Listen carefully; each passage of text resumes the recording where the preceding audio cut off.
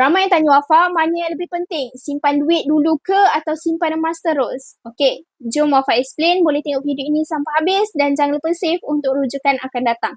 Sebenarnya, sama ada simpan duit ataupun simpan emas, kedua-duanya penting bergantung kepada objektif simpanan kita.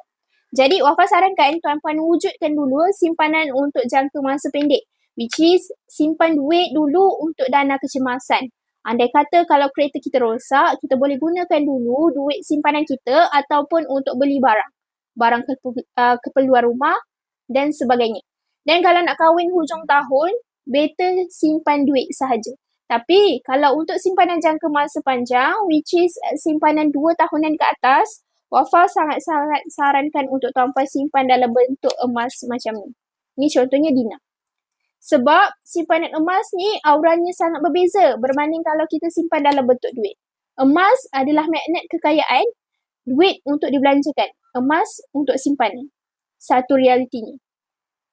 Bayangkan kalau kita ada RM5,000 dalam akaun bank, otak kita akan mula ligat berfikir nak beli itulah, nak beli inilah, last RM5,000 tu dah jadi sikit dan makin sikit. Tapi berbeza kalau kita ada 1 dinar emas yang mana nilainya hari ini sekitar RM3,000. Walaupun 1 dinar ni kita letak dalam wallet kita dan kita tengok setiap hari, kita tak akan rasa langsung nak jual emas ni. Semata-mata untuk beli barang yang tak penting. Ibaratnya kita bawa RM3,000 ni ke mana-mana tapi 1 sen pun kita tak guna. Jadi itulah beza simpanan emas dengan simpanan duit. Kalau tuan-puan ada masalah, simpan asyik bocor je. Simpan sikit, kurik balik. Simpan sikit, kurik balik. Tuan-puan kena cuba buat simpanan emas ni. Percayalah, simpanan tuan-puan akan lebih cepat bertambah. Dan kita akan rasa kita ni tak ada duit. Sebab duit kita yang banyak-banyak tu, kita dah simpan dalam bentuk emas.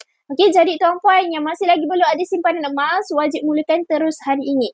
Jom Wafa bantu tuan-puan untuk mulakan simpanan emas. Boleh terus sahaja rujuk pin video atau just klik ini bio untuk tuan-puan yang nak belajar lebih banyak tentang ilmu emas dan kewangan.